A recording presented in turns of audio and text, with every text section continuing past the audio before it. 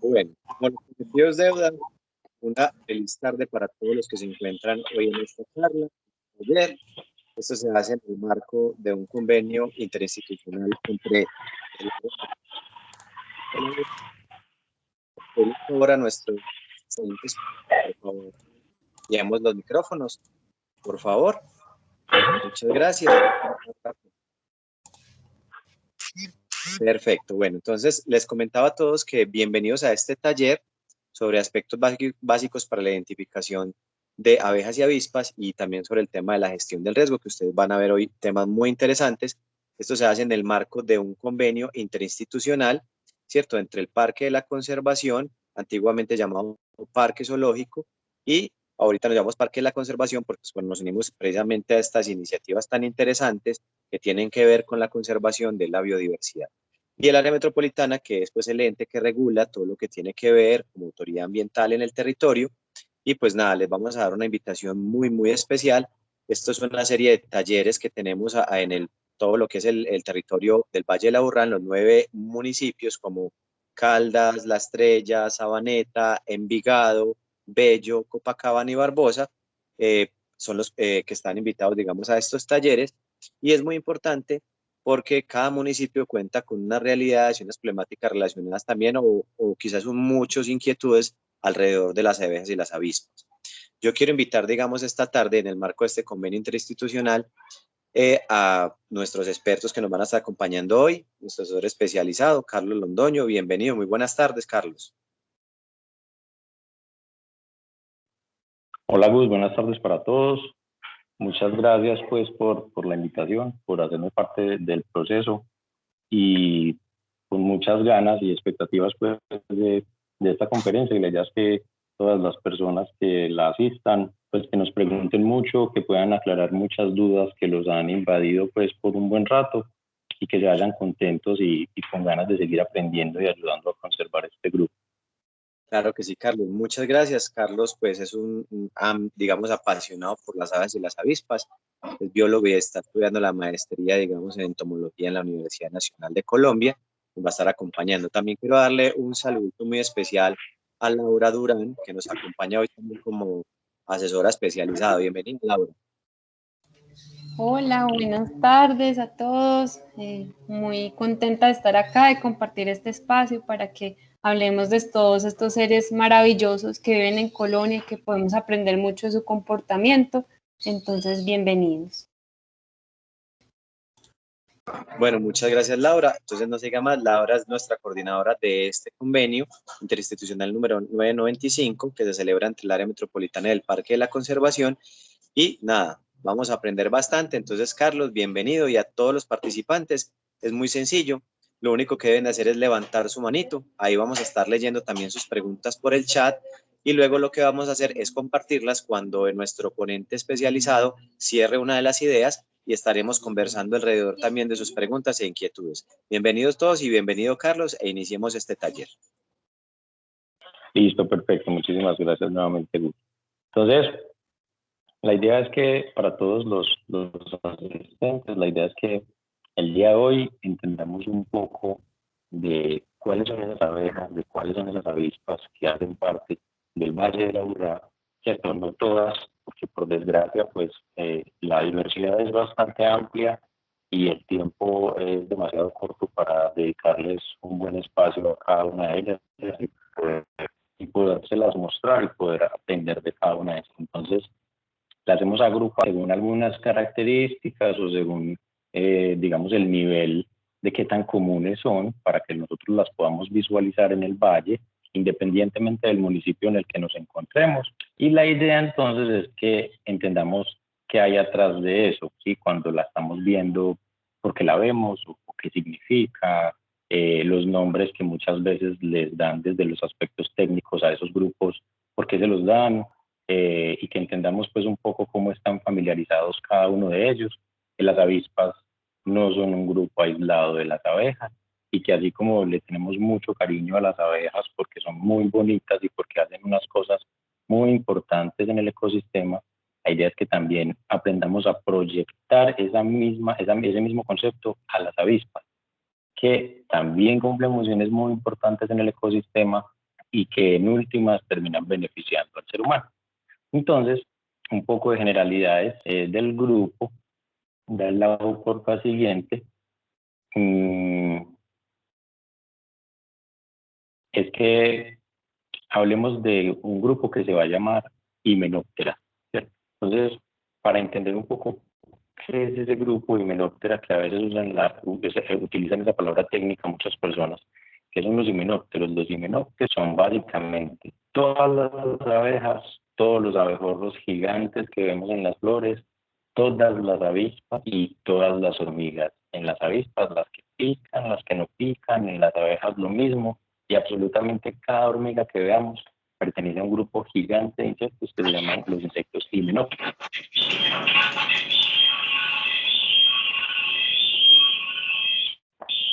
El micrófono prendido para que por favor nos colaboren. ¿Alguien tiene el micrófono activado? Ya nos colaboraron, Carlos. Muchas gracias. Gracias. Pero creí que había sido de pronto algún inconveniente mío. No era yo, ¿cierto? No lo sabemos. Bueno, entonces... Escucha muy bien. Perfecto. Entonces, todo ese grupo gigante que vamos a llamar Hymenopterus tiene más de 153.000 especies en el mundo entero. Por eso es muy difícil llamarlo a cada especie, asignarle un nombre, y por eso es muy difícil que la socialicen todas. Así que, en parte por eso hemos hablado de grupos, ¿cierto? A pesar que hay 153.000 especies, los investigadores que han trabajado muchos años en el grupo estiman que deben haber en total unas 600.000 a 1.200.000 especies. Es decir, que más de 1.000.000 de especies puede faltar por descubrir aún.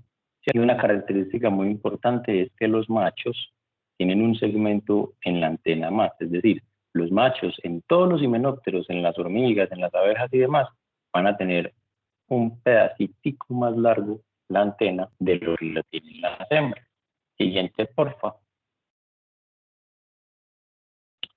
Entonces, hay otros cuentos que están detrás de este grupo que los hacen muy interesantes y que uno normalmente no lo percibe. El primero de ellos es que los machos en el grupo de las abejas que conocemos como las abejas mieleras o Apis mellifera y en todas las otras abejas, los machos solo tienen la mitad de la información genética, la mitad de la información genética que corresponde a la mamá. Los machos no reciben información genética del padre, es decir, una hembra perfectamente puede poner un huevo sin ser fecundado y ese huevo que no se fecundó va a ser un macho. Pero para que una hembra, por ejemplo en el caso de Apis mellifera, pueda dar origen a una obrera, el huevito de la obrera necesita ser fecundado. Y de esa manera las obreras van a tener la información genética, tanto de la mamá como del papá. Pero como así que un huevito, es que la situación con este grupo es que no existen las abejas bebé. Si vemos en algún momento estamos en el campo y vemos una abeja chiquita, pues no es una abeja que va a crecer después. En el momento en que vemos una abeja súper grande, no quiere decir que esa abeja viene creciendo y que es una abeja que ya tiene mucha edad y que ha alcanzado ese súper tamaño porque tiene muchos años creciendo. Las abejas no nacen chiquitas y van creciendo. Las abejas y las avispas y las hormigas tienen un desarrollo supremamente interesante que se llama el desarrollo de holometábola. Ese desarrollo de holometábola consiste en que la hembra no pone una abeja chiquita, la hembra pone un huevo. Y cuando ese huevo eclosiona, va a aparecer una larvita, lo que la gente normalmente dice un gusanito. Entonces va a aparecer una larvita, y esa larvita, la única finalidad de su existir va a ser comer, comer, comer, comer, para almacenar la energía suficiente, volver a producir una especie de capullito donde ella se va a refugiar, una pupa, un pupario donde ella se va a refugiar y va a realizar todo el proceso de transformación de esa última larva que se observó hasta una abeja completamente adulta, como lo estamos viendo en la imagen inferior. Miren que en la primera celda una abeja reina, por eso tiene el abdomen súper largo, pone un huevito, y cuando ese huevito eclosiona no aparece inmediatamente una abeja chiquitica, aparece una larva muy pequeña que se va a dedicar a comer todo el tiempo, y cuando esa larva está súper grande y ha adquirido toda la energía suficiente que necesita para transformarse, una abejita obrera le tapa la celda, y cuando le tapa la celda, esa larvita ya empieza a desarrollar toda su transformación para poderse convertir en lo que nosotros vamos a ver y a identificar como una abeja de verdad, ¿cierto? Entonces uno dice, pero ¿cómo así? Que las abejas y las avispas tienen ese proceso. Luego no es así con todos los insectos. Pues resulta que no. Hay insectos que sí tienen una forma chiquita. Es decir, la siguiente diapositiva, por favor. Hay unos insectos, como por ejemplo los grillos, las cucarachas y los chinches, que en efecto sí es un grillo chiquito. Y cuando vemos un grillo grande es porque de verdad ese grillito ha estado creciendo, creciendo, creciendo. Lo mismo pasa con las cucarachas. Las cucarachas ponen un huevito, ese huevito emerge, y cuando el huevito eclosiona, ya no es una larva.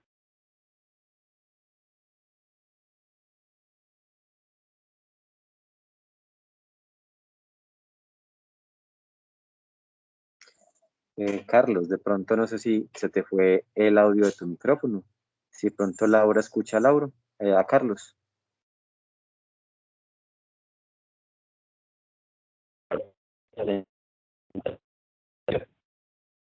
No, no lo escucho, suena muy entrecortado, Carlitos. Ok, bueno, estas cositas mientras pues cuadramos de nuevo y regresa Carlos, esas cositas suceden a veces con el internet, entonces pedimos excusas a nuestros chicos que están en el taller. También mientras tanto les recuerdo a todos que pueden también dejar sus comentarios en el chat. Me dice Leo que también lo dejó de escuchar. Bueno, Leo, solucionamos aquí técnicamente este pequeño impasse y vamos a también a tratar a ver si podemos escuchar aquí a Laura Durán también. Laura, ¿cómo estás? Bien, muy bien. Bueno, pues aquí escuchando a Carlos, igual yo les puedo seguir contando un poquito sobre lo que le estaba mencionando.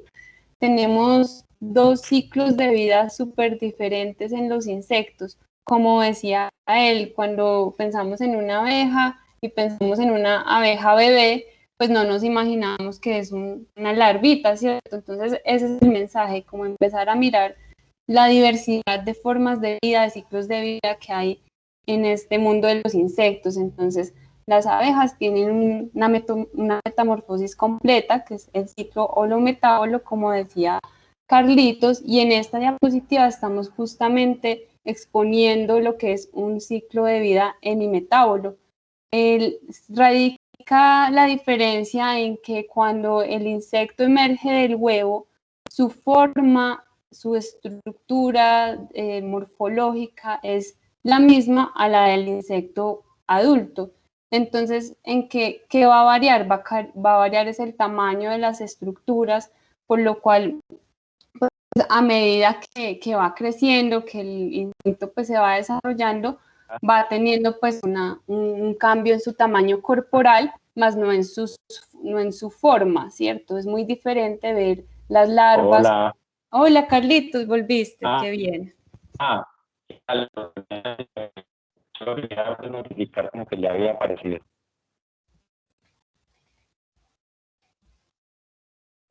Sí apareció.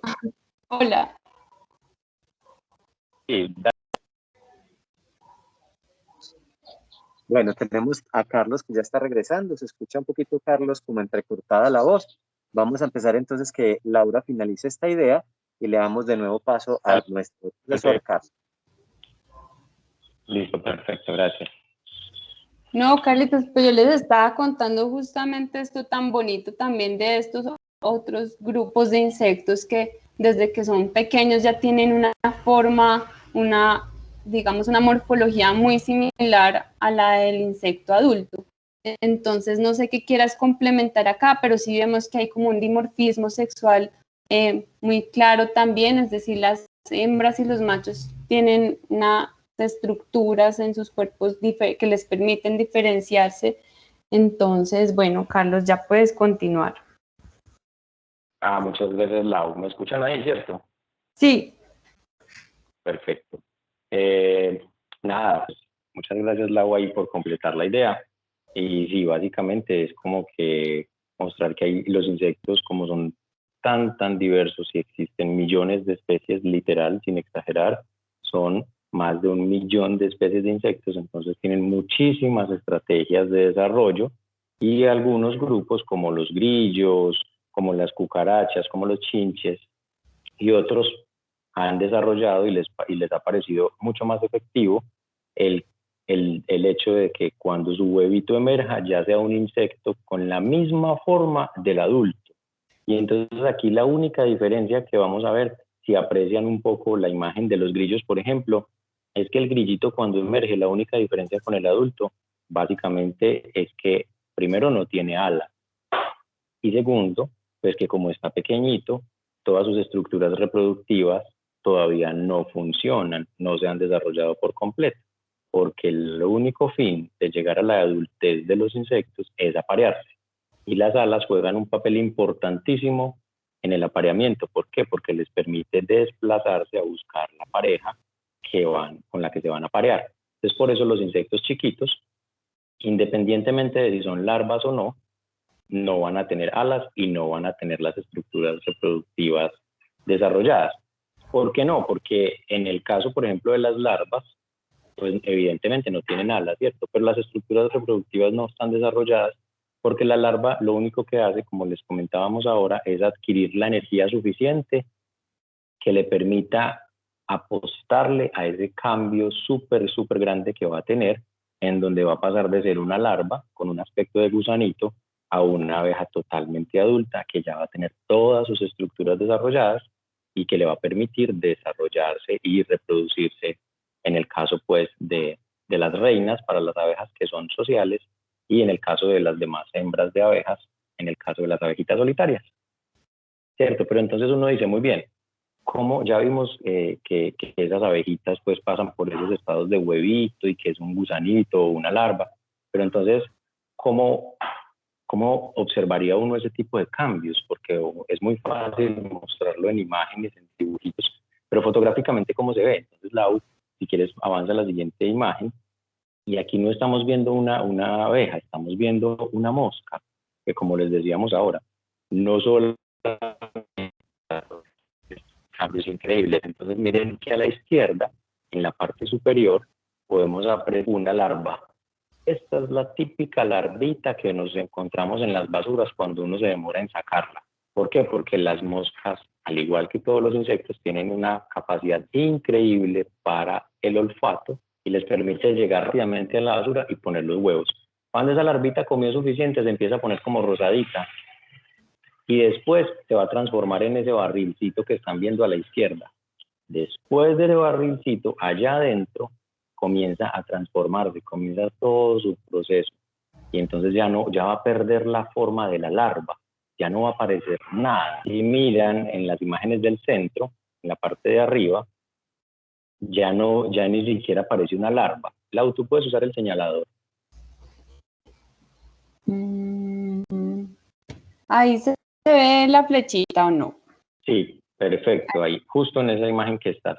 Entonces, si ustedes observan, eso ya ni siquiera parece un gusano, ya no parece absolutamente nada, porque todo el tejido se empieza a transformar. Y si Laura se desplaza a la derecha, vamos viendo que cada vez, desde la parte superior hasta la parte inferior derecha, va tomando más forma la mosca. Exactamente igual sucede con las abejas, hasta que al final es la típica mosca como la conocemos, y esa mosca ya tiene la fuerza para romper ese pupario y emerger como la mosca que la vemos hoy.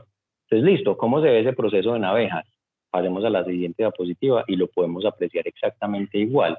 Miren esto. En la parte superior izquierda vemos la última larva, la larva ya más gordita que comió todo lo que necesitaba comer para obtener esa energía y transformarse.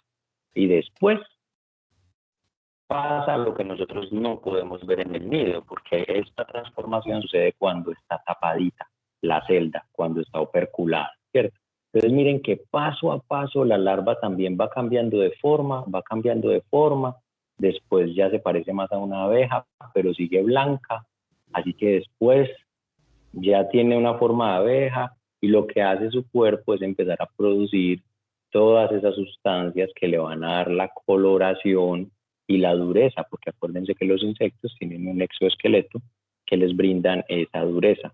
No son como nosotros que tenemos un endoesqueleto, es decir, un esqueleto interno. Los insectos tienen un esqueleto externo. Entonces, en las últimas etapas antes de que esa abejita pueda emerger, va a comenzar a solidificarse, a endurecer su esqueleto, que le va a permitir aguantar pues, todas las condiciones climáticas a las que se va a someter. Y en la parte de abajo lo único que estamos viendo es un proceso similar, pero con relación a la cabeza, estrictamente. Entonces, si ustedes ven en la primera imagen, en el día, antes del día 15, la cabeza de la abeja probablemente uno la adivine, ¿cierto? Así, ahí está la cabecita con las antenas, pero no se ve nada más.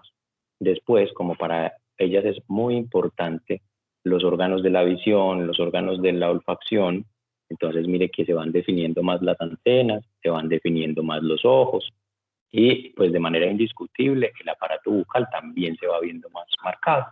Van pasando los días hasta que en el día 20, miren que la cabeza de la abeja es la típica cabecita de una abejita que podemos apreciar, ya totalmente durita, porque cuando va oscureciéndose, eso nos indica que su exoesqueleto se va haciendo más duro.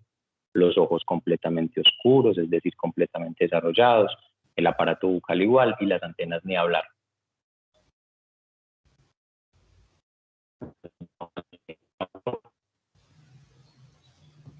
Lo que veremos a continuación en la siguiente diapositiva es la razón del por cual les damos ese nombre, porque todos podemos decir, pero Hymenoptera, pero ¿por qué los llaman así? ¿Por qué les pusieron ese nombre a todas las abejas, a todos los abejorros? Entonces, hay una historia muy bonita y es que en el griego antiguo, ¿cierto? En Grecia antigua existía ese dios Himeneus, era el dios del casamiento, era el dios al que le rendía en tributo una pareja cuando se iba a casar. Entonces, ¿qué pasa?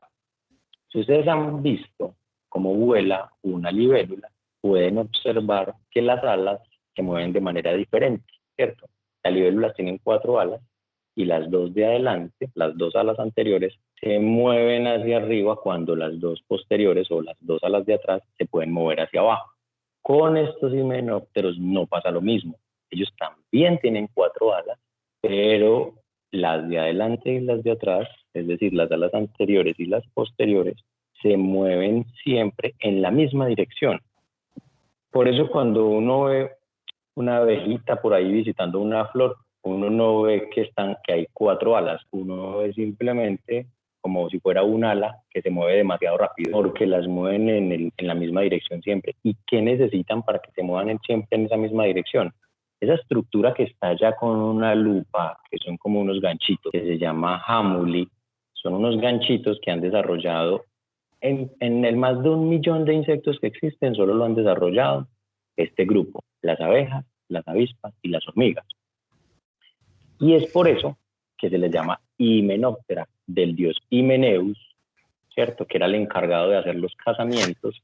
Entonces, como ellas tienen ese sistema de fusión de las alas y amarran las 2 alitas como si se estuvieran casando, como en una unión, entonces por eso se les asignó el nombre de Hymenoptera, porque la palabra tera quiere decir ala, es decir, como el casamiento de un par de alas, Hymenoptera, porque las 2 alas se fusionan para brindarle la estabilidad en el vuelo a estos insectos. ¿Sí? Y otra cosa muy, muy, muy chévere y muy importante es que los himenópteros tienen, en el caso de las abejas, las avispas y las hormigas, tienen su aparato ovipositor, es decir, el aparato que la hembra utiliza para poner los huevos, modificado en aguijón. O sea que, ¿qué podemos concluir ahí? Que los machos nunca van a generar picaduras. ¿Por qué? Porque el aguijón es el aparato ovipositor de las hembras, ¿cierto?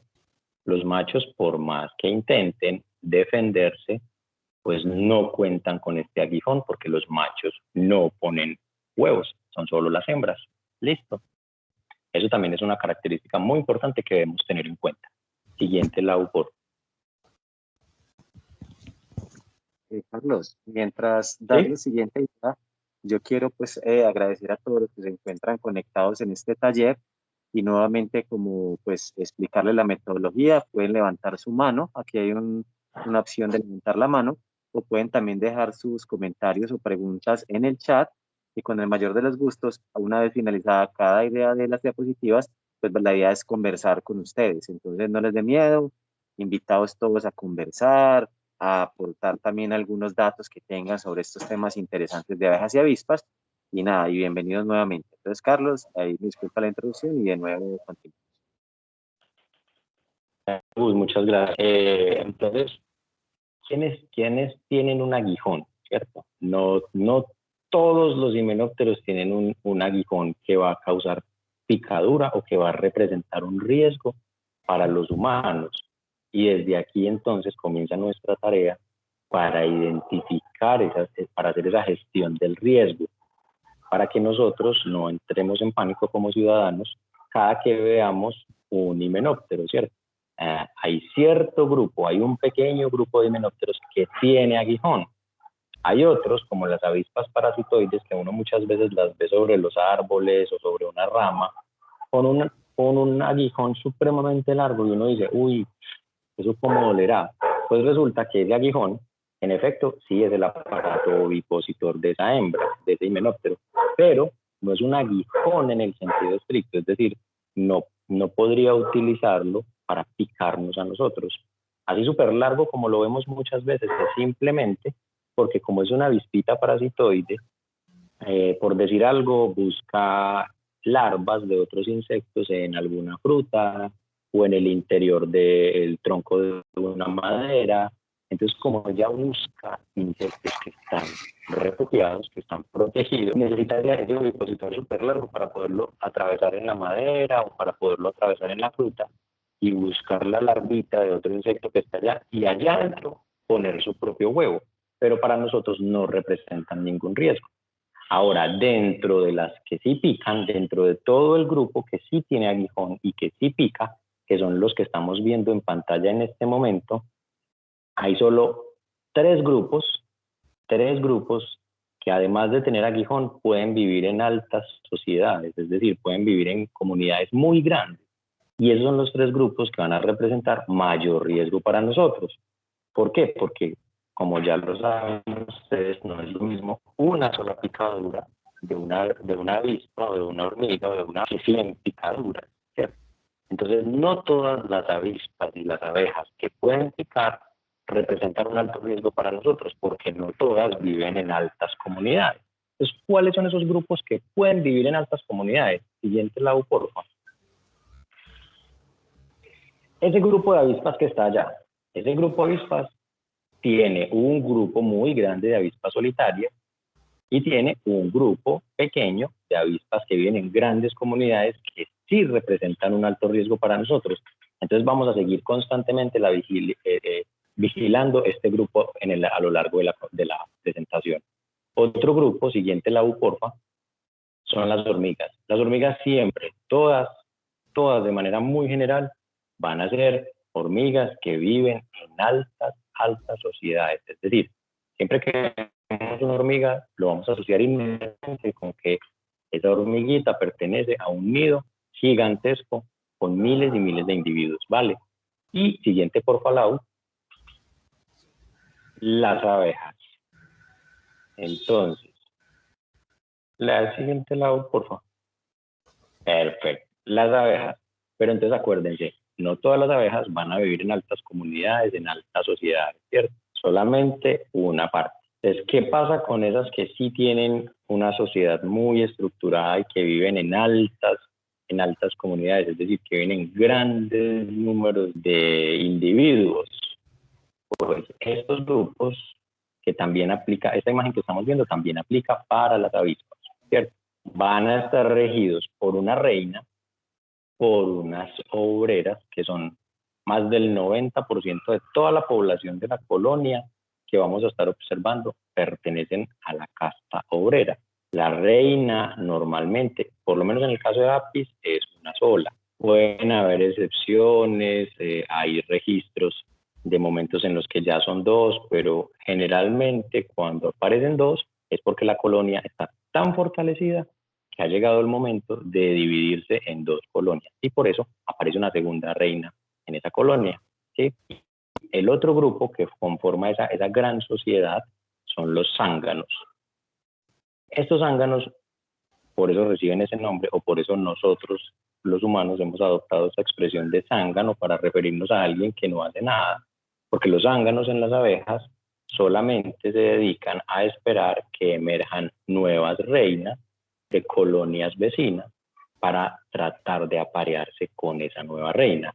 Los zánganos no generan ningún aporte de trabajo en la colonia. Por eso nosotros usamos ese mismo nombre. Es que es un zángano, ¿cierto? Y entonces, si se fijan, los zánganos son más grandes que las obreras, porque necesitan un tamaño corporal más grande, porque cuando sale una sola reina, hay muchísimos zánganos esperando para poder reproducirse con ella.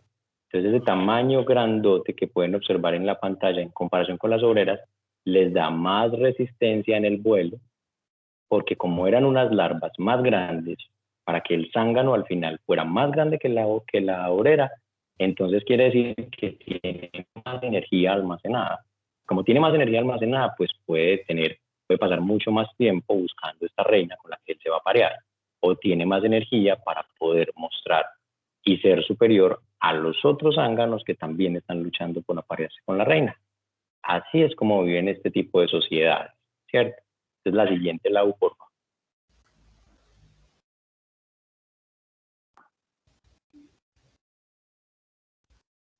En la siguiente diapositiva lo que vamos a ver es una serie de labores que cumplen dentro de estos organismos. Acuérdense que estábamos diciendo que vamos a prestar especial atención a los himenópteros que viven en grandes comunidades, porque son los que mayor riesgo representan para nosotros, ¿cierto? Entonces, esos himenópteros que viven en grandes comunidades, el éxito de esas comunidades se debe a que ellos tienen labores divididas, que han repartido las tareas de la comunidad, y a eso se debe el gran éxito que han tenido, ¿sí? Entonces, si observamos a la izquierda, aparece una abejita con una corona, que lo único que nos está indicando es que es la abeja reina, ¿sí? Y la abeja reina, recuerden que la única función era poner huevos. La abejita reina, en el caso por lo menos de Apis mellifera y demás, no va a salir a buscar comida, no va a salir a construir su nido, ella simplemente se va a dedicar a poner huevos. Después hay una serie de abejitas que son las abejitas cuidadoras, que son las que van a estar alimentando todo el tiempo la larva, ¿sí? Entonces estas abejitas cuidadoras también las llaman abejas nodrizas, bueno, reciben otros nombres, porque se dedican a cuidar las larvitas que ya están, a sus hermanas, ¿sí? Cuando esa larva, miren que ya en la tercera imagen vemos que esa larva está supremamente grande y que ocupa todo el espacio de la celda. Entonces, hay otro grupo de abejas que se dedican a cubrirlas, ya. O sea, ya comió lo que tenía que comer, así que es hora de que comience su transformación. Y tapa la celda, y es lo que nosotros conocemos como una celda operculada. Allá adentro, si se fijan en la imagen que sigue, aparece una abejita o una imagen muy parecida como a una abeja. Esto quiere decir la pupa. La pupa es lo que estábamos hablando en las imágenes anteriores, ¿sí? Después, la pupita ya completó su desarrollo y estamos viendo que sale una abeja. Esa abeja, la primera tarea que tiene en la sociedad cuando la abejita recién emerge es limpiar su propia celda. Tiene que dejarla limpia y tiene que dejarla apta para que esa celda se reutilice, ¿sí? Entonces, esa es su primera labor. Por eso en la imagen que sigue vemos una abejita que está con una escoba realizando una serie de limpiezas al interior, ¿sí? Y después hay todo tipo de labores diferentes, las que construyen, las que siguen cuidando. Al final, poco antes de terminar su ciclo, entonces ahí ya se dedican, ya tienen la experiencia suficiente para cuidar su nido y son guardianas del nido. Y al final de su ciclo, unos pocos días antes de morir, son las abejas que ya han adquirido toda la experiencia suficiente para que salgan a buscar alimento. Lo que quiere decir que una abejita que recién emerge nunca va a salir a forrajear. nunca va a salir a buscar alimento para la colonia.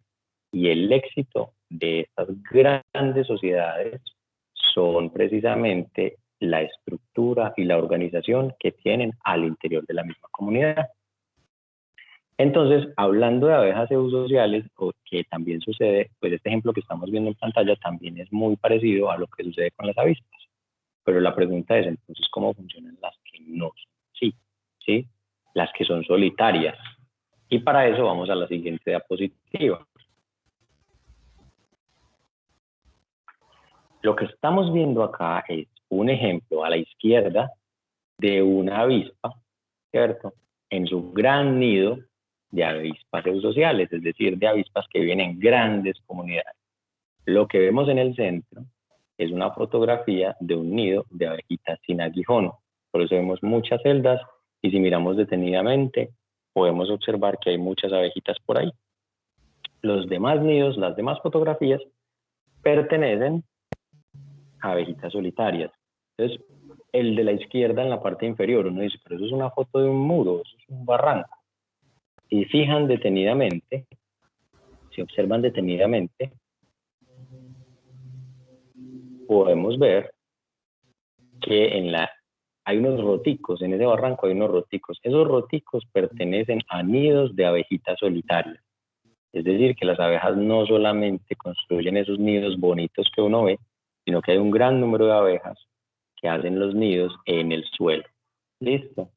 Ahora, si nos vamos al otro lado de la imagen, en la parte superior derecha, vemos puras masitas amarillas. Esa abejita que está saliendo de uno de esos tubitos es una abejita portadora de hoja que se dedica, como es solitaria, entonces ella sí tiene que hacer todas las labores, a diferencia de las abejas que viven en grandes comunidades donde hay una reina que pone huevos y hay unas obreras que hacen todas las otras tareas. Las abejas y las avispas solitarias pues tienen que hacer todas las labores ellas mismas. Entonces esta abejita tiene que construir el nido, poner los huevitos que va a poner, buscar alimento para esos huevitos y después terminar de cerrar el nido para protegerlo de los posibles depredadores. Por eso en la imagen superior derecha estamos viendo que hay puras masitas amarillas y que hay como unas divisiones. Cada una de esas divisiones indica que son diferentes posturas de esa hembrita que va saliendo ahí, ¿sí? Entonces, ¿qué hace? Ella va, recolecta alimento suficiente para lo que ella calcula que podría necesitar su larvita cuando emerja, y cuando emerja esta larva, qué tanta comida podría necesitar para poder llegar a la adultez. Y todo ese cálculo que hace esa comida se la deja en la celda, cierra la celda y comienza la construcción de una celda siguiente. Y ahí va a ser lo mismo, vuelve y recolecta toda una cantidad de alimento que considere suficiente, pone su huevecillo, vuelve y tapa, y así sucesivamente, y va a poner una gran cantidad de huevos, no tantos como los que puede poner una abejita que está diseñada morfológicamente y genéticamente para vivir en comunidad, porque una abeja reina pues va en una abeja de este grupo que son altamente sociales, pues va a poner miles de huevos. Ese no es el caso de las abejitas solitarias, pero sí va a poner una cantidad de huevos suficiente para que considere la continuidad de su especie. Más abajo estamos viendo una imagen que parece un cigarrillo.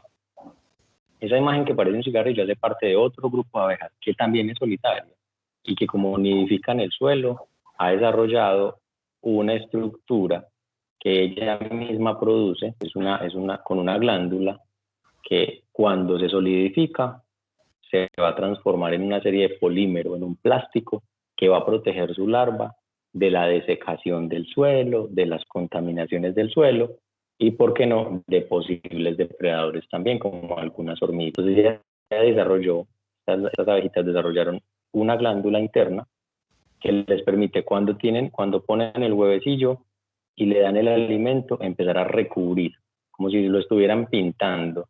Y esa sustancia es líquida, pero cuando se seca, se transforma en un plástico, en una serie de polímeros. Entonces estas abejitas se llaman abejas del polímero o abejitas celofán, porque muchos dicen, no, eso no es un plástico, eso parece más bien como este papel celofán. Entonces también les dicen abejitas celofán o abejitas del polímero. Y al final, en la parte de abajo, estamos viendo una abejita carpintera. cuyo método de construcción del nido es muy parecido al de arriba, solo que esta abejita pues exclusivamente se dedica a hacer los nidos en la madera, pero hace lo mismo, hace una celdita, le deposita alimento suficiente, pone su huevo, cierra la celda y comienza la construcción de otra celdita en donde va a depositar otro huevo. ¿Listo? Entonces, como ya tenemos claro que hay unos grupos de himenópteros que son solitarios y otros que son altamente sociales, hay que entrar a hablar un poco ya de cuáles representan o no mayor riesgo para nosotros. ¿Sí o qué? Entonces, Lau, porfa, pasa a la siguiente. Aquí lo que tenemos que tener claro es que todas las avispas, solitarias o no, pueden picar varias veces. Las abejas, solitarias o no, siempre van a picar una sola vez, ¿cierto? Por eso, cuando nosotros como espectadores estemos viendo el rescate, que es una de las labores también de este convenio, cuando estemos enfrentando un rescate, lo ideal es que conservemos estas distancias, ¿sí? Ahora, estos datos que estamos viendo en círculos a la derecha se recomiendan para climas fríos a templados. Como Medellín es un poco más cálido, lo ideal es que estas distancias sean mayores. Así que si nosotros, como espectadores, como ciudadanos, estamos presenciando el rescate de lo que se llama un enjambre o una colonia de avispas, mínimo debemos asegurar nuestra salud a 25 metros del lugar donde se encuentra el nido. Mínimo. Lo ideal es que sea mayor por el clima, pero mínimo debemos estar a 25 metros. Y si por el contrario eso ya no es un enjambre y ya no es un nido de avispas, sino que es un nido de abejas africanizadas, como ellas tienen más individuos, pueden llegar a tener hasta 100.000 individuos en una sola colonia, lo ideal es que estemos mínimo a 50 metros como espectadores del lugar en donde se está haciendo el rescate. Romper esa barrera representa un alto riesgo, no solamente para nosotros como espectadores, sino también para los rescatistas, porque ese nivel de estrés que van a percibir las abejas en la colonia pueden repercutir en nuestro rescatista, ¿sí? Pueden generar que sea un procedimiento mucho más complicado para el rescatista. Además, claro, que aumentaríamos el nivel de riesgo que como espectadores al que estaríamos expuestos si presenciamos el rescate de una de estas colonias. Entonces, ¿por qué una abeja pica una sola vez y se muere? ¿Y por qué las avispas pican varias veces y no les pasa absolutamente nada? En la diapositiva que sigue podemos verlo mucho mejor. ¿Qué pasa? En la imagen, veamos los dos aguijones que están. Descartemos un momento la imagen donde aparece la manito y veamos.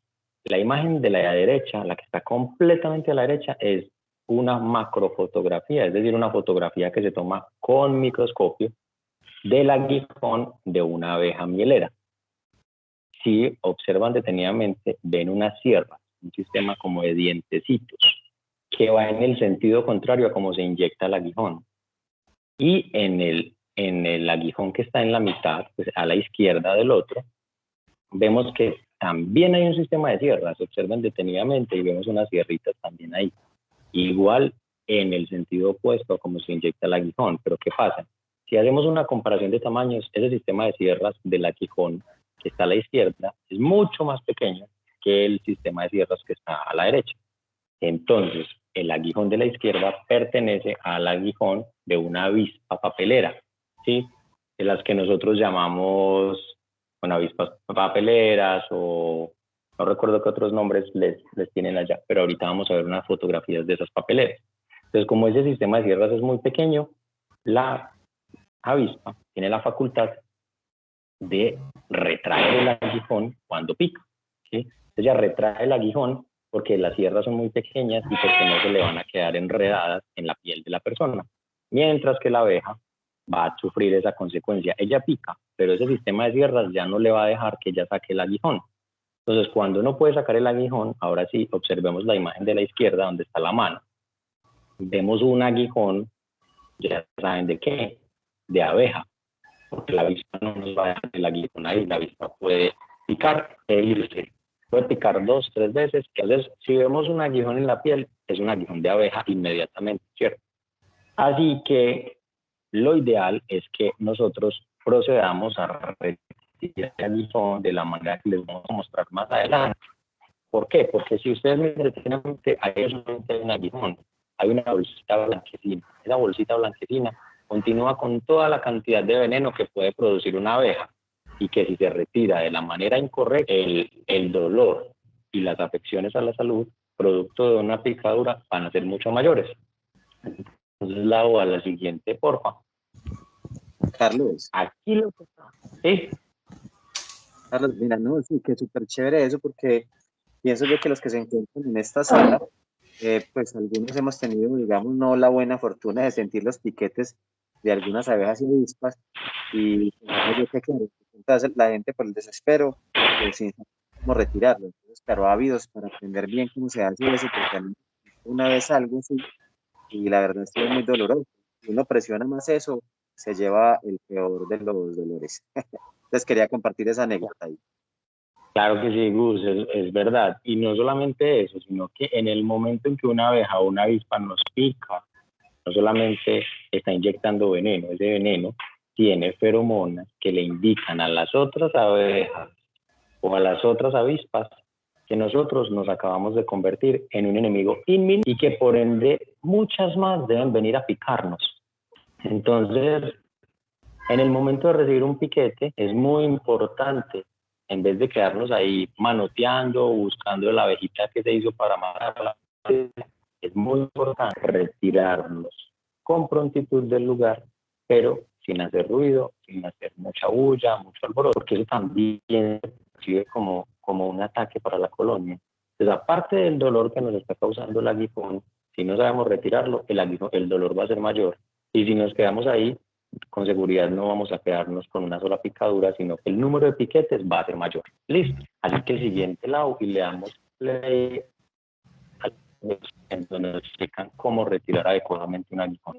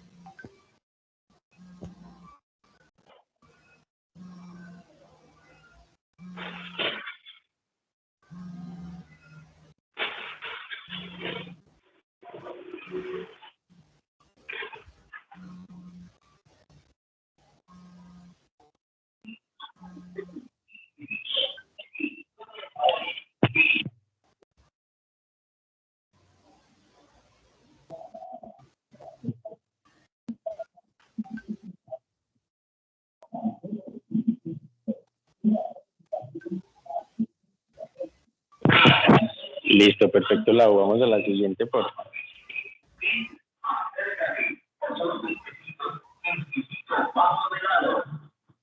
Vamos, antes de que continúe la segunda parte de la charla, compañero Carlos, vamos a pedirle favor a la gente que de pronto tenga el micrófono abierto para que nos colaboren, por favor, apagando el micrófono y así podemos tener mejor audio. Muchas gracias. Listo.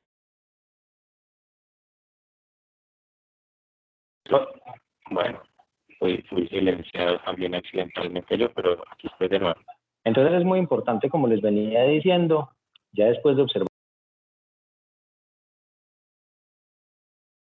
Hola, soy yo. Este correo que aparece como HOMI soy yo, no me silencien, porfa, me están silenciando a mí también. Entonces, para que me lo den activo, gracias. Ese soy yo, el que está hablando, porfa, gracias. Es muy importante entonces que tengamos en cuenta, aparte de cómo se debe proceder, ¿cierto? Pues que identifiquemos que es muy diferente una picadura sencilla, es decir, una sola picadura, pero sensible, frente a una sola picadura en una persona que no es sensible. ¿Esto qué quiere decir? Que si a mí me picó una sola avispa o una sola abeja, mis síntomas pueden ser muy leves, un dolorcito, un enrojecimiento, es decir, una reacción local, focalizada en el punto de la picadura. Pero para otra persona que tenga mucha más vulnerabilidad a este tipo de venenos, esa misma picadura de esa misma especie de avispa o de esa misma especie de abeja puede tener una reacción sistémica, es decir, una reacción que va a generar complicaciones en todo el cuerpo, ¿sí? Por lo que no debemos bajar la guardia basándonos en el número de picaduras. ¿Sabes que me picó solo una avispa o solo fue una? No. Debemos estar muy pendientes, como lo decía el video, de cuáles son los síntomas y cómo van evolucionando en nuestro cuerpo. Listo. Siguiente lado por.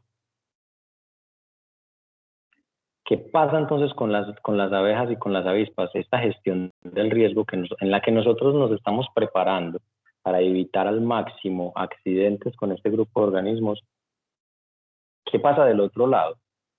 ¿Qué pasa con ellos? Nosotros acabamos de aprender ya cómo debemos proceder, qué debemos evitar y qué no. Pero ¿qué pasa entonces del otro lado? Así que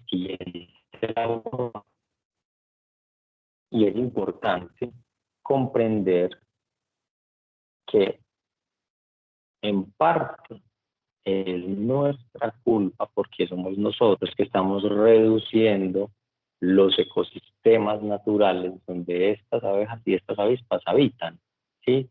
Entonces miren la imagen del centro y la imagen de la derecha. Esto es una fotografía satelital de una región del Putumayo, acá en Colombia. Esto no es de otro país, esto no es ajeno a nosotros. En el 2011 versus el 2017, 6 años de diferencia. Miren el proceso de deforestación cómo avanza, ¿sí? La misma fotografía, la misma escala, 6 años de diferencia, y ha desaparecido por completo toda esa parte del bosque que en el 2011 no es que estuviera plena, pero que el impacto había sido menor, ¿sí? Entonces esto hay que tenerlo en cuenta, porque muchas veces decimos, pero ¿qué hacen acá estas avispas? Están alborotadas estas avispas acá en la ciudad, ¿por qué tanto nido? ¿Qué pereza? ¿Qué las atrae? ¿Qué está haciendo que estas avispas se queden acá? Es que hay mucha avispa por esta época. Todo ese tipo de cosas, antes de que las volvamos a decir como ciudadanos, es muy importante comprender que en parte ha sido culpa nuestra porque nos hemos encargado generación tras generación en reducirles esos ecosistemas naturales. Listo. Y de la forma.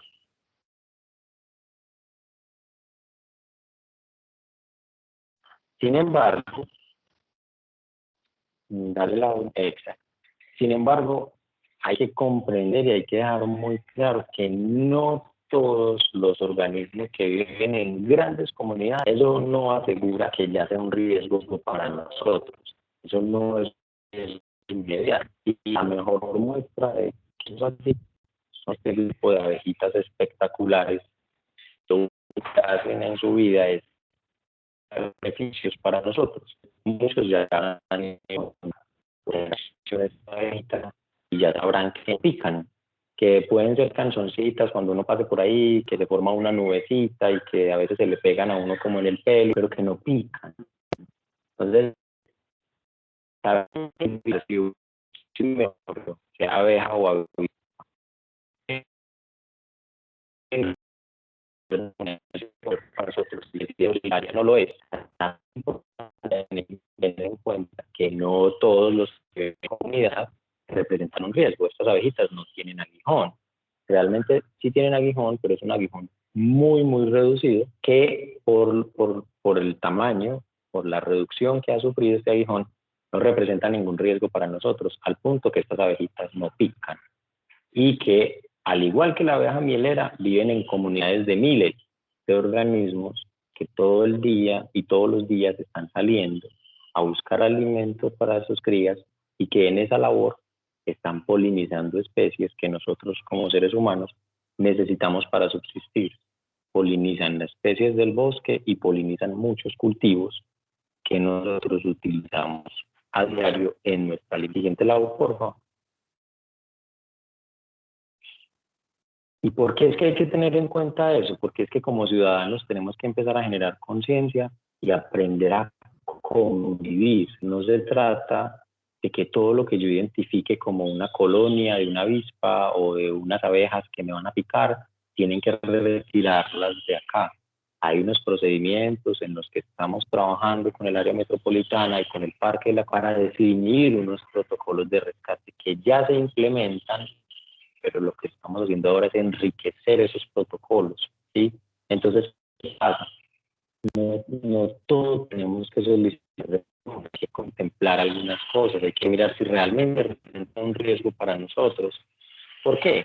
Porque es que cuando la colmena o la colonia se somete a un traslado, hay muchos factores, que no quiere decir que toda colonia vaya a sufrirlos, pero son factores que están sobre la mesa, como cuáles: la pérdida total de la colonia, la pérdida de exploradores,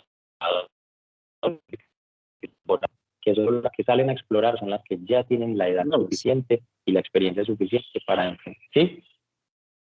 Carlos, mira, sí, vamos a aprovechar este momentico ya que el grupo Abejas alzó la mano para que participen y también don Leo nos había preguntado hace ratico que a quién podría llamar. Yo en el chat les dejé el contacto de Laura Durán, quien es nuestra coordinadora ahorita del tema, también del tema de los rescates. Entonces ahí para que se comuniquen con L Durán C y ahí está el correo. Y vamos a darle entonces participación también a Grupo Abejas y a don Leo también para que interactuemos con ellos, ¿te parece? Listo, claro, de una. ¿Aló? Sí, te escuchamos. ¿Aló? Bienvenido. Buenas tardes, Carlos, ¿cómo te ha ido? Ricardo Suárez de Grupo Abeja. Yo tenía una pregunta, Bien, pues yo Ricardo, soy apicultor ¿cómo está? Yo soy apicultor y rescatista ya hace varios añitos. Y nosotros siempre en el tema de rescate, en el tema de postes y lugares inasequibles para las abejas, pues para ser honesto y para no decir mentiras, hermano, los rescates en los postes son muy difíciles y normalmente uno siempre trata de cometer la menos cantidad de barbaries con respecto a postes, porque es que realmente acceder a un poste por costos, por tiempo, por facilidad, por ubicación, es muy complicado. Entonces, normalmente uno lo que logra siempre sacar de postes, pues hermano, son algunas obreras, algunas pecoreadoras, en algún caso algunos zánganos, pero la extracción de una reina es muy complicada. ¿Se puede hacer? Claro que sí.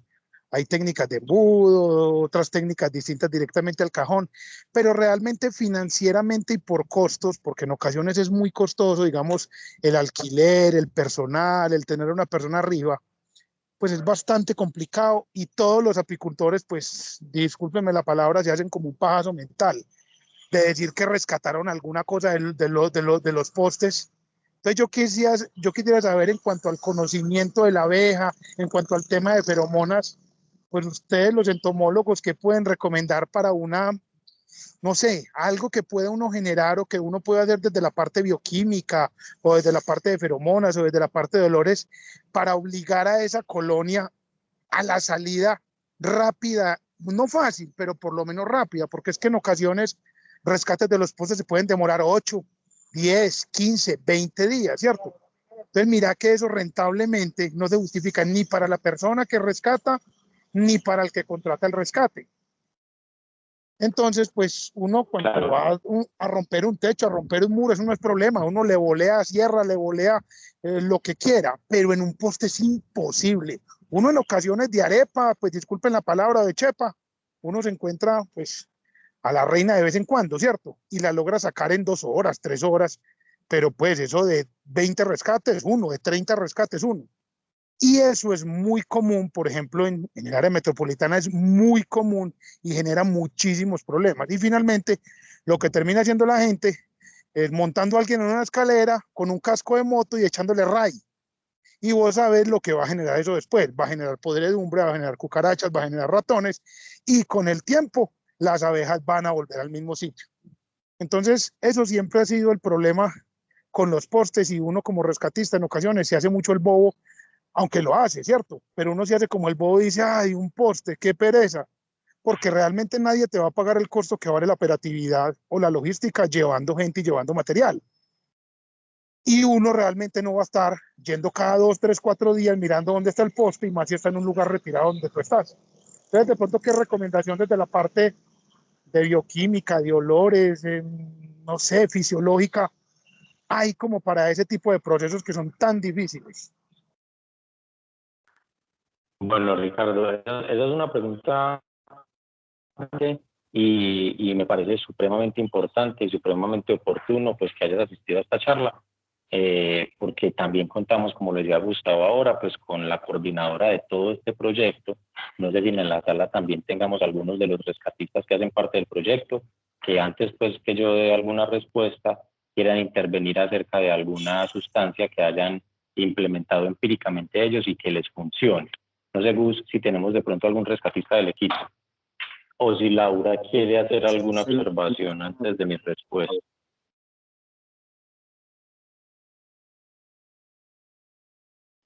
Sí, Carlos, yo Hola, creo que Gus, ¿hablabas? de invitar a Laura, de invitar a Laura a que nos comparta parte de la experiencia, porque no solo también está el tema pues, del tema de los riesgos, sino también el tema de la seguridad de las personas por el tema de los Total. cableados. Entonces esperemos que Laura nos responda a esa experiencia que han tenido con los rescates. Perfecto. Laura, ¿estás por ahí? Laura, ¿se encuentra Bueno, por ahí? sí, yo la estoy viendo, pero de pronto está tratando de activar su Es que micrófono. se los digo, discúlpenme, es que por ejemplo, es que si les digo que he utilizado yo, ni me creen. Vean, nosotros hemos utilizado cosas americanas, europeas, hemos utilizado toda solución dulce que pueda existir. Hemos utilizado feromona de reina, porque nosotros cuando hacemos cambio de reina en los apiarios, guardamos la reina y después utilizamos esa misma feromona como para generar como algo de turbulencia para que salgan. Hemos utilizado 10, 12, 15 productos distintos recomendados por el mundo entero y eso realmente no funciona. Lo aplicamos en la piquera, lo aplicamos adentro inyectado, lo dejamos adentro en una espuma. O sea, créeme que han sido mil, y esto no es un tema ni de Laura ni mío, esto es un tema de todos los rescatistas. O sea, es Claro, literalmente, como les digo, es un tema complicado que un rescatista diga, no, yo sí rescato y saco las abejas. Yo lo quisiera ver. O sea, lo quisiera ver Que si sí, verdaderamente es verdad, y eso es grave. ¿cómo es tu nombre? Ricardo Suárez. No, Ricardo, sí, no, lo que tú dices tiene razón, o sea, la cosa no es tan color de rosa como la pintan. Hace poco hicieron también un rescate en un poste y pues en ocasiones cuando el poste tiene agujeros en la parte de abajo y en la parte de arriba que son los de cemento, pues cierto. Entonces los que Sí, alzan y se colocan, pero antes de subirse a lo demás, yo lo que puedo comentarte aquí es parte del tema de la seguridad que se debe tener porque no todo rescate uno tiene que subirse a un poste y si tiene cableado es menos total. posible. Les voy a recomendar algo que es importante. Nosotros desde el Parque de la Conservación, el equipo que está trabajando en esto está asegurado en el riesgo más alto de riesgos profesionales, que es ARL 5, por ejemplo.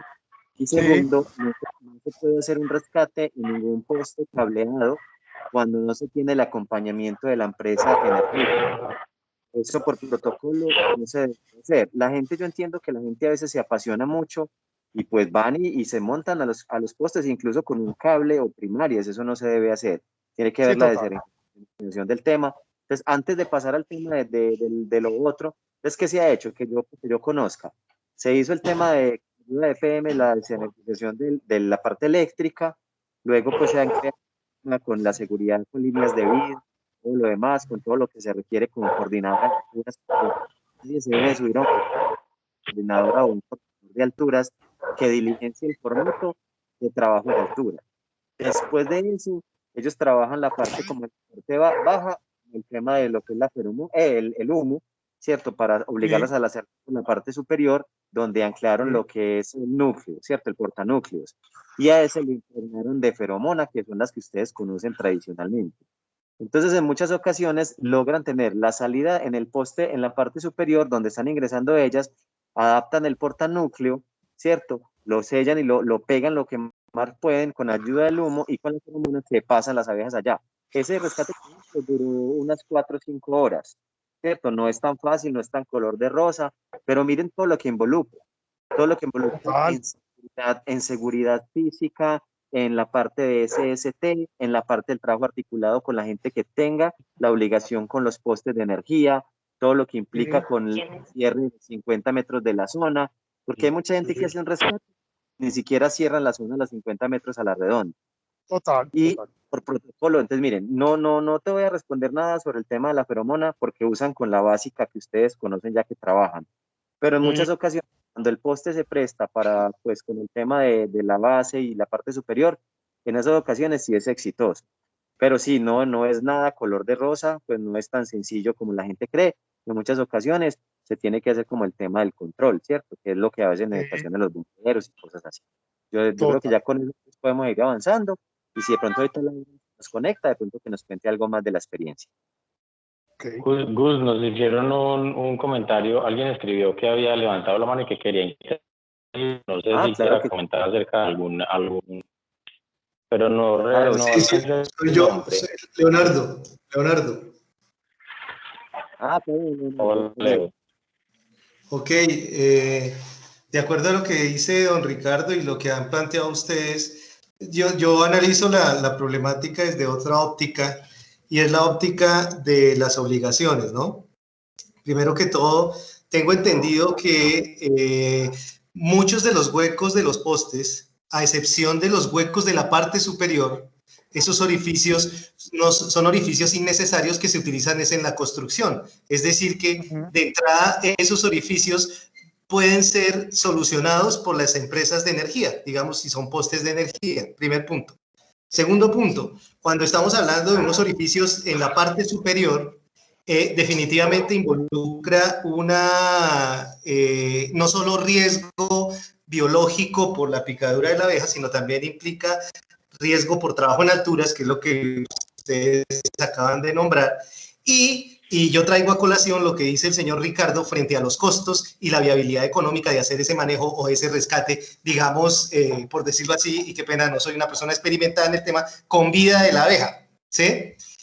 Ahí en ese punto, ¿de quién sería la obligación? Y es la pregunta. Y desde el punto de vista legal, quien pone el poste, quien es el responsable de la transmisión de energía eléctrica y quien de una u otra forma garantiza la seguridad es la empresa de energía. Es decir, ojalá.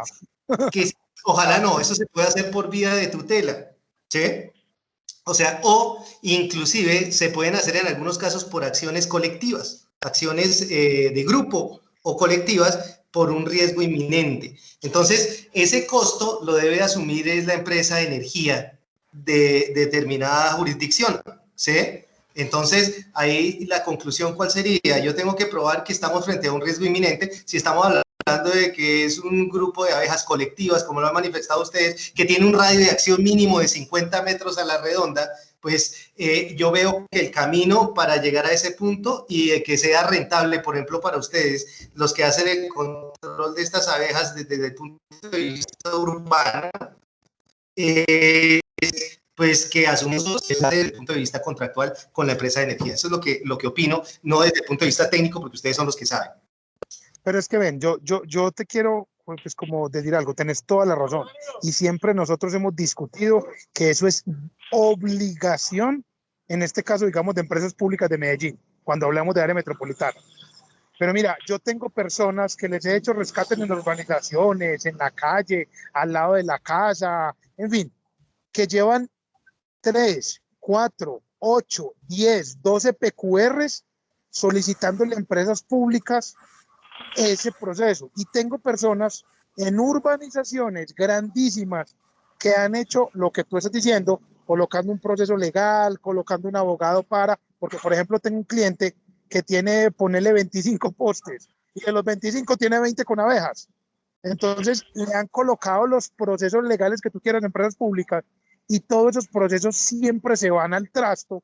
Vos me vas a decir que por un mal manejo del abogado, no sé, ahí sí no sé porque no soy abogado, pero la realidad es una sola, la realidad es que todos los días pasa, la realidad es que todos los días en empresas públicas se hace el bobo, la realidad es que si tú llamas a empresas públicas para que te presten una canastilla, digamos así, de esos carros que tienen ellos con canastilla, no te la prestan, no te acompañan, pues no te la prestan, es que me la prestan a mí, es que me acompañan, no te acompañan, no te garantizan nada. Si vos le decís a empresas públicas, por ejemplo, lo que hablaba ahorita la persona, desenergizar la zona, ni riesgos lo hacen, porque ellos dicen, ustedes saben cómo nos vamos a aguantar las quejas de 2, 3, 8, 20, 50, 100 usuarios diciendo que no tienen energía, porque la desenergización no es de 10 minutos, es de 2 horas, como dijeron ahorita, 2, 3, 5, 6 horas, o 2 o 3 o 4 días en distintos momentos, ¿cierto? Entonces, mira que es que una cosa es la teoría, que tenés toda la razón, así debería ser y así deberíamos funcionar, pero es que la realidad es otra. Y a lo que nos enfrentamos los rescatistas hoy es a la realidad, no a lo que debería ser, ¿cierto?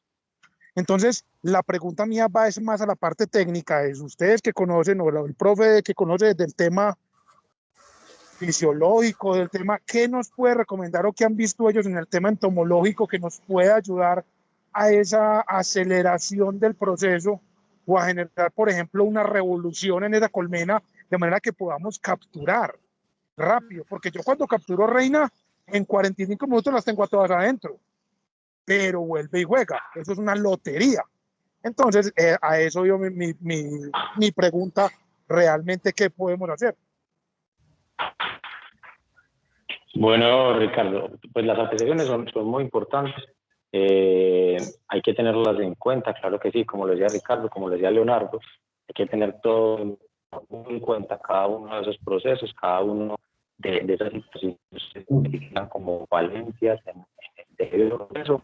Nosotros, pues, en este convenio con la área metropolitana, que recopilemos todo eso en el ejercicio del proyecto, que recopilemos todas esas observaciones para que sigamos trabajando a futuro en mejorar las condiciones, no solamente del riesgo que representa una colonia de estos organismos para la comunidad, sino que podamos también generarle unos beneficios a la colonia que vamos a intervenir, ¿cierto? Entonces, con relación a la pregunta, y para que avancemos, es muy importante tener en cuenta, por ejemplo, los insectos no tienen nariz, entonces, pero si no tienen nariz, el humo, entonces cuando vamos a intervenirla. Los insectos no tienen nariz, pero tienen un órgano. Es más que Discúlpame, se está oyendo muy mal, seré yo. Son las antenas. Carlos, se te está oyendo un poquito mal. Ahí. Listo, voy a moverme un poco a ver si mejora, ¿vale? Sí, de eso no te entendimos nada ahí. Perfecto, no hay problema. Hola, ¿me escuchan mejor? Perfecto, ahora sí. Listo. Perfecto. Entonces, le contaba a Ricardo y a todos los asistentes que para comprender un poco lo que sucede desde el punto de... Hola, ¿hay alguien que quiere decir algo? ¿No? Hay como el micrófono abierto por ahí.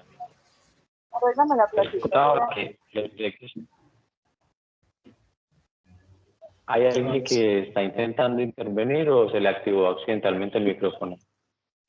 Carlos, vamos a darle de pronto la palabra a Fabián Penagos, que alzó la mano. Hacemos este cierre. Perfecto. Nos quedan en este momento 13 minutos para concluir el taller. Cerramos esta intervención y ya te dejamos continuar con la charla, ¿te pareces? Entonces, Fabián Penagos, sí, bienvenido Fabián, y tu aporte, por favor. Hola, buenas tardes a todos. Yo soy Fabián, pues también estoy en este proyecto apoyando la parte gráfica, pero también soy rescatista de abejas. Eh, Hemos tenido pues experiencia con el tema de los postes y nosotros tenemos unas propuestas que precisamente este espacio nos brinda eso.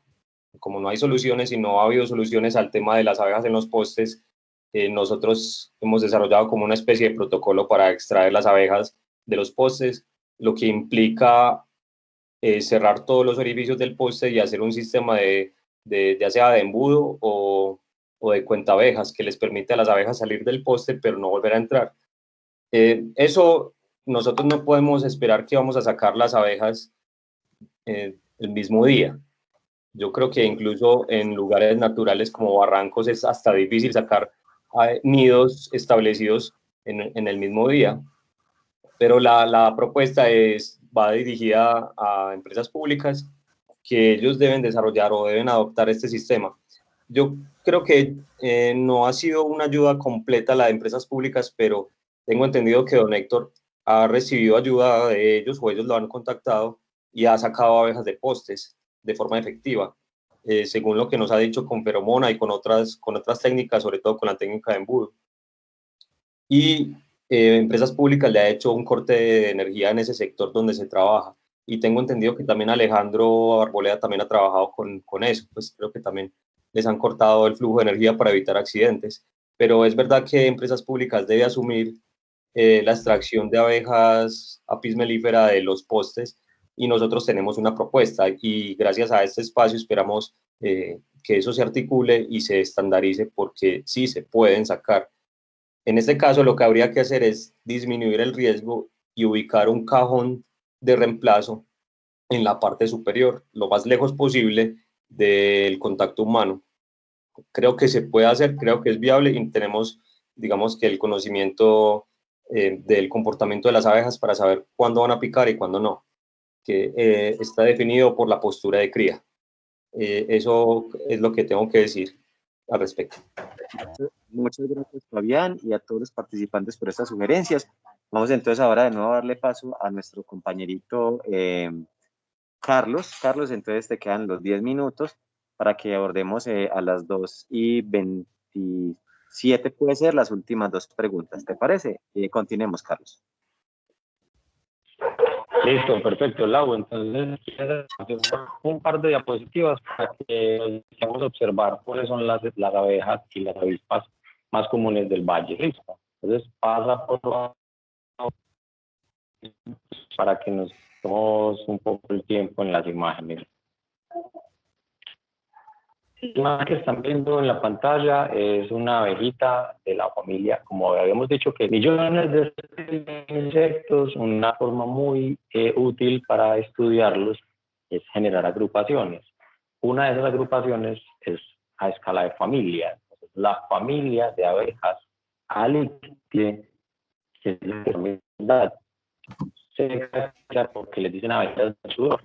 Esas son muy comunes y muy diversas. Es decir, cuando digo que la familia Alicte es muy diversa en el Valle de Aburrá, quiere decir que no solamente van a ver que están viendo en pantalla, sino que esa familia va a tener muchas especies en el Valle de Aburrá. Esa familia les dicen abejas del sudor porque aparte de las visitando muchas veces, algunas de ellas suelen ubicarse en el cuerpo de las personas, en el brazo, en el cuello, para tener alguna sal similar que nosotros desprendemos al usar, pero esto no quiere decir que estén generando un riesgo para nuestra salud. Listo. Esta la vamos a tener muy común y la vamos a pegar, son abejitas muy pequeñas que podemos ver detenidamente incluso en los famosos dientes llenos.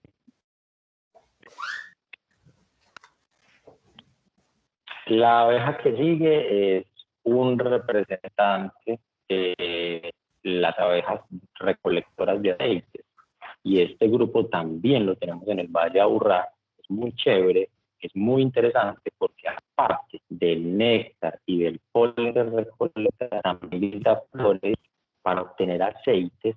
No todas las flores dan estos aceites, entonces visita también unas flores muy particulares que le ofrecen aceites para que ella le lleve estos aceites, además del polen, a sus crías. abejas recolectoras de aceite, si en algún momento la escuchan en otra conferencia, pueden decir con total seguridad, sí, nosotros en el valle también tenemos de esas abejas. ¿Listo? Siguiente slide, porfa.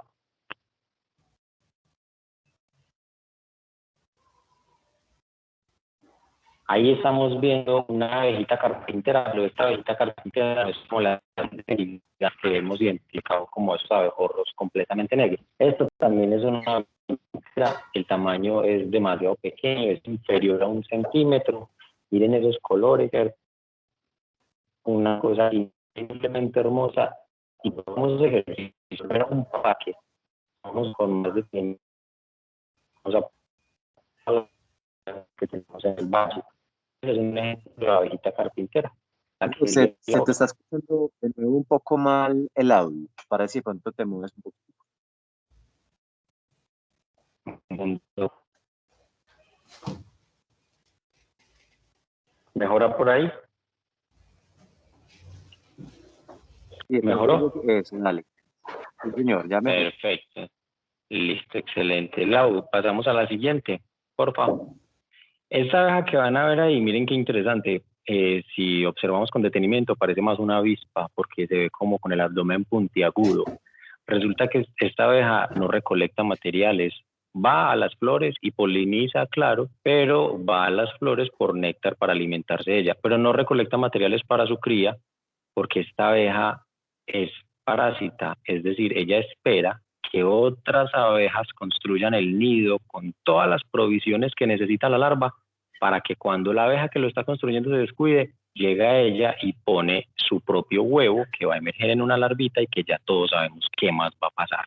Entonces estas abejas parásitas también las tenemos en el valle y si alguna vez las escuchan es del género Celeoxys de la familia de abejas Megachilidae. Si en alguna conferencia tengan la total libertad de decir, sí, también tenemos de esas abejas en nuestro valle. Siguiente Lau, porfa.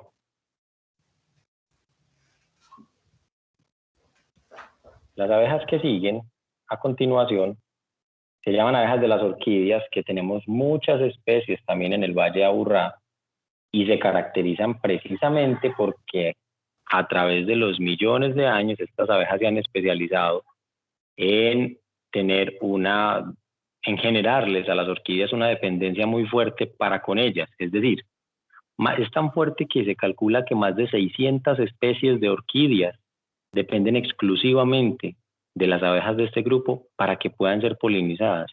Pero no es así en el otro sentido. Es decir, las abejas no necesitan exclusivamente esas 600 especies de orquídeas para subsistir. Estas abejas visitan muchas fuentes florales. Entonces se llaman abejas de las orquídeas porque más de 600 especies de orquídeas dependen de ellas, pero ellas no dependen de las orquídeas. Y lo interesante es que en la parte superior izquierda ven una hembra que si miran la patica posterior, perdón, está aplanadita. Pero si miran la pata superior, la pata del mismo animalito que está en la parte de abajo, van a ver que la patica es como engrosadita. Esa patica engrosadita, gracias a toda esa evolución que han tenido en asociación con las orquídeas, le ha permitido al macho generar ese sistema como de almohadilla en donde él va a poder visitar la orquídea, obtener las fragancias de esas flores y almacenarlas en esa pata para que cuando vaya a cortejar a la hembra pueda usar todo ese arsenal de olores y de fragancias que le van a servir para contribuir al cortejo de la hembra. Siguiente Lau, porfa. Aquí vemos otro ejemplo de abejas de las orquídeas, pero es decir que el macho que están viendo en pantalla tiene esa misma modificación en la pata posterior. Pero ¿qué pasa? Repetí el grupo de abejas porque quiero que se den cuenta que incluso dentro del mismo grupo de abejas la diversidad es enorme. Miren que esto es más un abejorro, es una abeja de gran tamaño y no tiene nada de parecido a los colores metálicos verdes que estábamos viendo en la imagen anterior. Listo. A la siguiente, porfa, Lau. Y hay muchas formas de abejas parásitas. Miren esta. También es una abeja de las orquídeas porque si se fijan en la patica de atrás, ven una ranura. Por esa ranura es por donde se almacenan los olores. Pero entonces hay tantas formas y hay tanta diversidad de abejas que aún está siendo una abeja de las orquídeas, también es abeja parásita, como la fotografía que estábamos viendo un rato atrás del género Coleopsis. Es decir, que esta abeja hace lo mismo, no construye un nido, espera que otras construyan nidos para que ella pueda ir a robarse de ese nido con todos los insumos y poner su larva allí. La siguiente, Lau, porfa. Aquí estamos viendo una abejita cortadora de hojas. Lo interesante de esta familia, que es la familia Megachilidae, las otras que veníamos mostrando son Apidae, las de las orquídeas, las recolectoras de aceite. Lo interesante de esta familia Megachilidae es que ella no recolecta polen con las patas, como sí lo recolectan las abejas de la familia Apidae. Ella recolecta polen con los pelos que tiene en su abdomen. Por eso, si miramos detenidamente en la parte ventral del abdomen, es decir, por debajo de la abeja, vemos unos pelos blancos muy largos. En esos pelos blancos muy largos es que este grupo de abejas cortadoras de hojas transporta el polen que recolecta. Y se llaman abejas cortadoras de hojas porque van, al igual que las hormigas, van, cortan un pedacito de hoja que llevan para su nido. Pero ellas no tienen un hongo como las hormigas. Utilizan ese pedacito de hoja para envolver las celdas de su cría. La siguiente, porfa, Lau.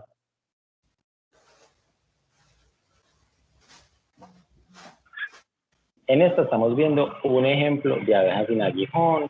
Acá estamos viendo que la patita de atrás es ensanchada, como todas las abejas de la familia Apidae. Ahí ella va a recolectar el polen, lo va a aprisionar, va a formar una bolita y se lo va a llevar para la siguiente lado.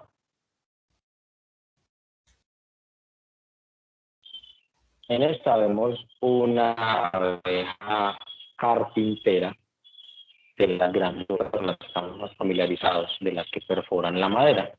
Y ahora un par de fotografías de avispas para que cerremos y demos a las preguntas. Dale siguiente, la UPOR. Esta es una avispa que todos conocemos en el Valle Aburrá, que conocemos como la avispa burrera. A la derecha está ese nido espectacular que construye.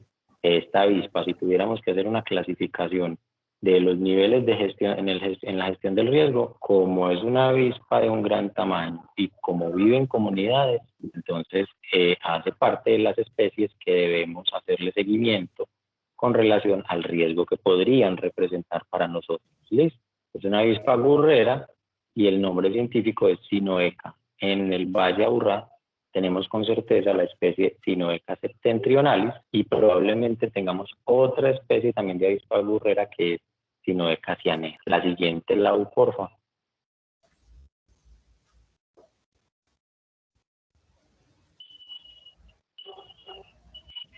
En esta es muy chévere porque están apreciando lo que ustedes creerían o lo que cualquier persona creería que es una avispa. Pero resulta que ese ejemplar que ustedes están viendo en pantalla está mucho más emparentado con las aves que con las avispas. Y aún así construye un nidito muy pequeño. Miren el número de huequitos que tiene. Lo que ven al frente es un nido. Tiene, estoy contando 6 niditos, 6 huequitos, probablemente 6 celdas. Es decir, este tipo de avispas o de abeja estrictamente hablando, aunque se reconoce como avispa alfarera, no representa ningún riesgo para nosotros. Son 5 larvitas, 5 crías que se convertirán en solo 5 avispitas que emergerán mucho tiempo después. Así que si no la molestamos, para nada representa un riesgo para nosotros. La siguiente, Lau, porfa.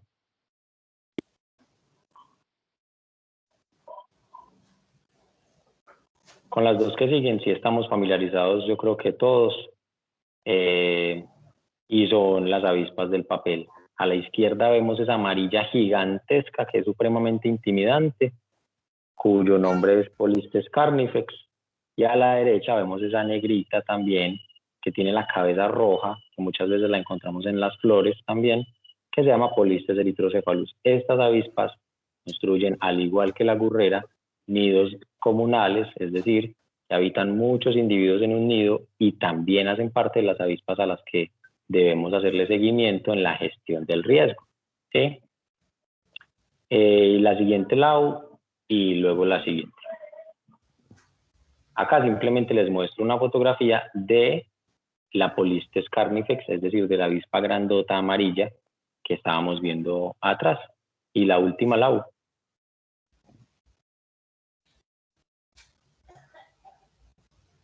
Las fotografías que siguen son ejemplos de avispas muy grandes que no representan riesgo para nosotros porque son avispas solitarias.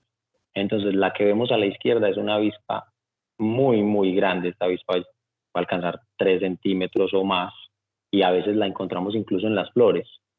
Pero esta avispita es solitaria y no solamente ayuda a polinizar las flores, sino que también controla poblaciones de cucarrones que cuando son inmaduros, es decir, cuando son larvas, pueden ser un problema en los cultivos, porque parasita esas larvas de cucarrones. Entonces, no solo no representa ningún riesgo para nosotros, sino que es extremadamente benéfica. Y la derecha lo mismo. La derecha es de otra familia de avispas, llegan a ser supremamente grandes algunas especies, y que es parásita de arañas. Entonces, además de ser solitaria, nos ayuda a controlar las arañas, que las arañas por sí también controlan otro tipo de insectos, pero que si en algún momento pudiesen, ¿sí?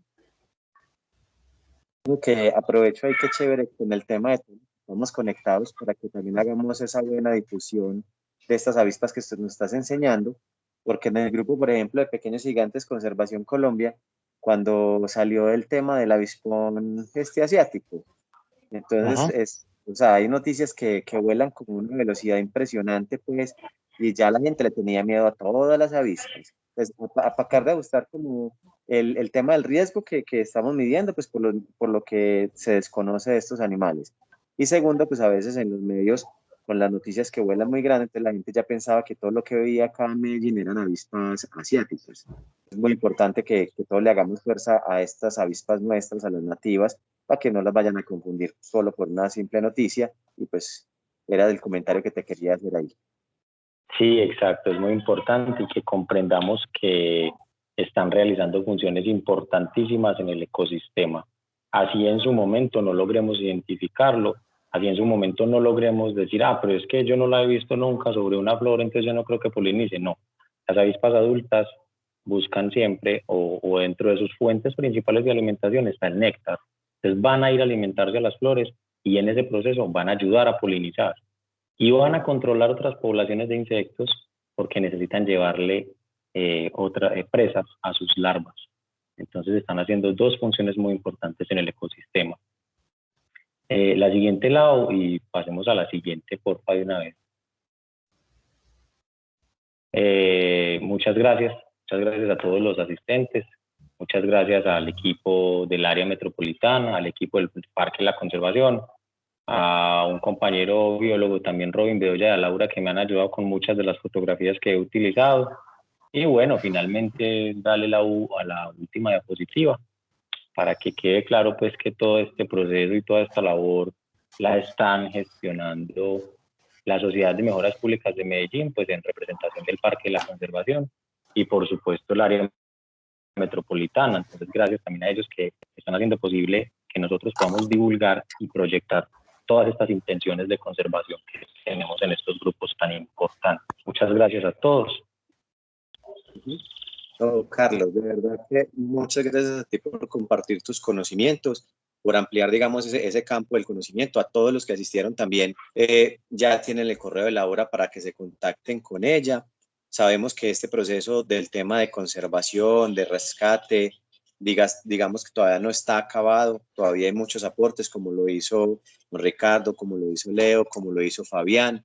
Entonces, nada, la idea es que a través de pronto del correo de Laura ahorita podamos también involucrar todas las recomendaciones que ustedes consideren posibles. Y a todos, pues muchas gracias. Yo les voy a hacer una invitación muy especial.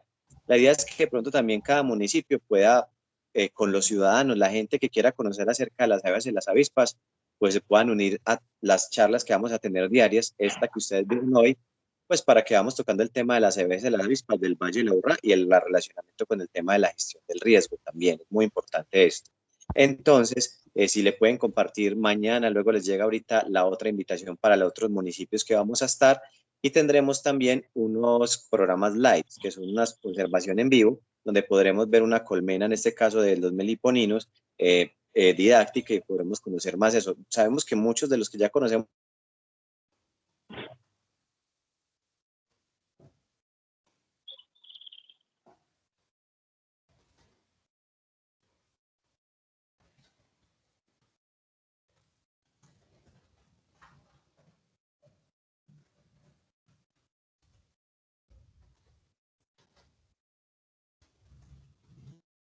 Hola, Gustavo se nos fue. Parece que se ¿Ustedes le me fue la señal a escuchan? Gus, ¿verdad?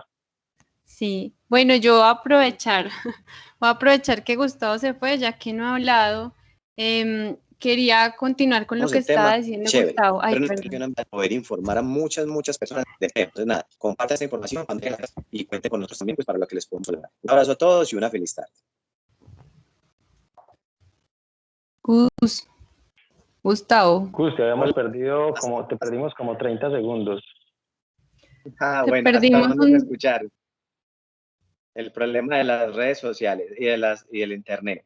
No, era eso, que todos a compartir esta información, los que ya tenemos conocimientos de abejas, pues qué genial, pero sabemos que hay muchas personas que pueden hacer gestión del riesgo, aprendiendo a conocerlas, identificarlas, saberlas que no todas pican, saber qué se puede hacer en esos casos, como nos comentó ahorita Carlos, e incluso como quitarse un aguijón, eso puede ayudar mucho. Y ya los otros temas y las sugerencias que ustedes nos dieron, claro, las vamos a tener muy en cuenta y los informes se presentarán. Muchas gracias, Laura. Muchas gracias, Carlos. No sé si Laura quiere agregar algo más. Sí, yo quería pues encomendarles a todos los asistentes que por favor nos llenen el formulario de asistencia, que es muy importante tener sus datos, puesto que uno de los principales objetivos de este proyecto es justamente estructurar una red de personas que queramos conservar las abejas y las avispas, que queramos estudiarlas y por supuesto que queramos proponer planes de acción para poder precisamente conservarlas. También ustedes estuvieron hablando de este tema del rescate en postes y yo no escuché que alguien mencionara si metían marcos con cría abierta dentro de los portanúcleos que se ponen justamente para realizar pues todo digamos, el ordeño de la población que está dentro de los postes. Esta técnica pues es muy importante porque esas feromonas que tienen, es cierto, la cría abierta va a generar como ese sentimiento de orfandad a las abejas y va a ayudar a que pues la población empiece a generar también una celda real y muchas veces a veces la reina se nos queda dentro del poste, pero también sé que hay casos exitosos en que incluso podemos sacar la reina. Lo que sí es cierto es que ahí tal vez muchas veces es cuestión de paciencia, como decía Fabián, y me parece importante también decir cuál es la relevancia de sacar las abejas de los postes o de estructuras en la ciudad, y es también el hecho de que nosotros como apicultores y como rescatistas de abejas estamos haciendo también una labor de control del crecimiento poblacional de apis, en la medida en que si nosotros no hacemos este tipo de actividades, apis mellifera se va a reproducir pues indiscriminadamente, ella es muy hábil en ese sentido aquí en el trópico y creo que es importante que empecemos a dar esa discusión también, ¿cierto? Cómo estamos estudiando ese crecimiento poblacional de apis mellifera porque al fin y al cabo ella se encuentra aquí en unas condiciones muy beneficiosas y no sabemos hasta qué punto puede llegar a ser muy riesgoso tener poblaciones que crecen y crecen desmedidamente en la ciudad, que generan riesgo a las personas, pero así también en zona rural. Tenemos muchos accidentes que ocurren porque hay nidos, incluso en los barrancos, en árboles pues ya muertos, que se topan con estos nidos las personas, sus animales, las mulas, y ocasionan mucho riesgo. Entonces, creo que sí es una labor muy importante que se está haciendo. Claro que se tiene que hacer en articulación con EPM, esto es algo que nos corresponde a muchas instituciones, muchas organizaciones, que debe ser algo que debe haber un protocolos, ¿cierto?, de gestión de todo esto, y en eso estamos. Entonces, la idea es que sigamos construyendo esta red. Entonces, de verdad los invito a que llenen el formulario de inscripción y también el formulario, pues les hacemos unas preguntas para que nos retroalimenten sobre estas charlas, qué más quisieran escuchar, qué otros espacios les gustaría que se abrieran sobre estas discusiones. Y bueno, muchas gracias por asistir, de verdad, estoy muy contenta de la asistencia hoy.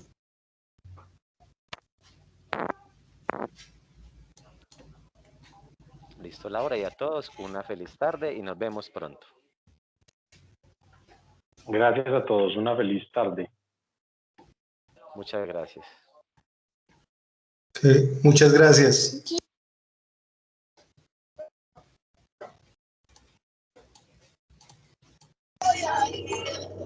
Gracias, feliz tarde.